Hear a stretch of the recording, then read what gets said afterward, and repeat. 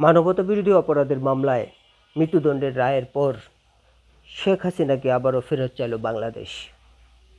ইতিমধ্যে ভারত সরকারের পক্ষ থেকে তাদের অবস্থান পরিষ্কার করা হয়েছে। কার্যত ভারত যে বিষয়টি বলতে চায় যে হাসিনাকে ফেরত দেওয়া হচ্ছে না, অর্থাৎ ডক্টর ইউনূস প্রশাসনের উপর ভারত সরকারের প্রতি আস্থা নেই, যে কারণে এই সরকারের হাতে ভারত সাবেক এই প্রধানমন্ত্রীকে ফেরত দেবে না। কেন ফেরত দেবে না শেখ হাসিনাকে? রাজনীতিতে এই আলোচনা কিন্তু বেশ জুড়ে সুরে চলছে। শুধুমাত্র বাংলাদেশ বলা কথা নয়, ভারত, পাকিস্তান থেকে শুরু করে এই দক্ষিণ এশিয়া আর গণ্ডি ছাপিয়ে গোটা বিশ্বেই এখন এই আলোচনা, আসলে ভারত কি শেখ হাসিনাকে ফিরিয়ে দিবে? যদি ফিরিয়ে না দেয়, কেন দেবে না? এর পক্ষে আসলে যুক্তি কী, বিপক্ষেই বা যুক্তি কী?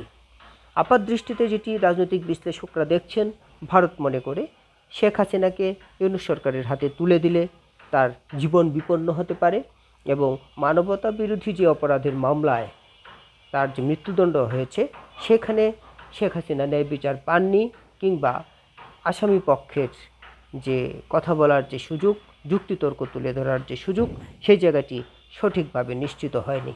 যে কারণে শেখ হাসিনাকে ফিরিয়ে দিলে ইউনূস সরকার তার মৃত্যুদণ্ড কার্যকর করতে পারে।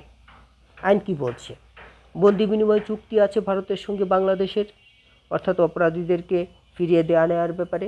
আমরা আওয়ামী লীগ সরকারের আমলেও দেখেছি বন্দীদের কিংবা অপরাধীদের ফিরিয়ে আনা কিংবা দেওয়া হয়েছে। সেই ক্ষেত্রে শেখ হাসিনার ইস্যুতে ভিন্ন কেন?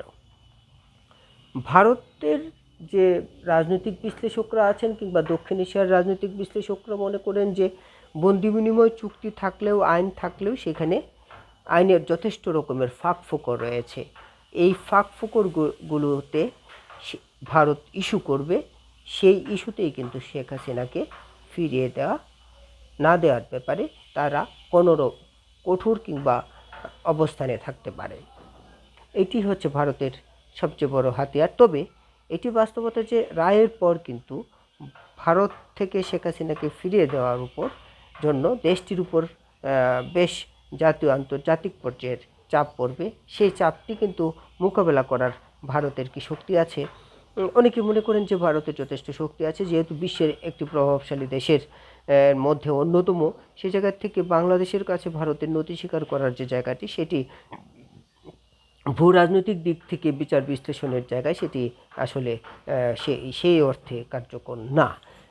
সেই জায়গা থেকে সেটি হচ্ছে ভারতের মূল শক্তি। তাছাড়া এখন যে সময় বাংলাদেশে চলছে, সেটা হচ্ছে ভারত বিরোধী সেন্টিমেন্ট। ভারতের বিরোধিতা করে, আওয়ামী লীগের বিরোধিতা করে, মুক্তিযুদ্ধের বিরোধিতা করে, সেখানে জামাত, এনসিপি, সেটার সঙ্গে কোনো কোনো ক্ষেত্রে বিএনপিও সাপোর্ট দিচ্ছে। এই জায়গায় ভারত যদি শেখ হাসিনাকে ফিরিয়ে দেয়, সে তার জীবন বিপন্ন হতে পারে। সেই ক্ষেত্রে ভারত কঠিন বা অনড় অবস্থানে রয়েছে। এটা শুধু ভারতের কিংবা মোদী সরকারের একার সিদ্ধান্ত বলে মনে হয় না। সেটি হচ্ছে যে গোটা রাষ্ট্র ব্যবস্থারই সিদ্ধান্ত যে কোনো মূল্যে শেখ হাসিনাকে ফিরিয়ে দেওয়া হবে না।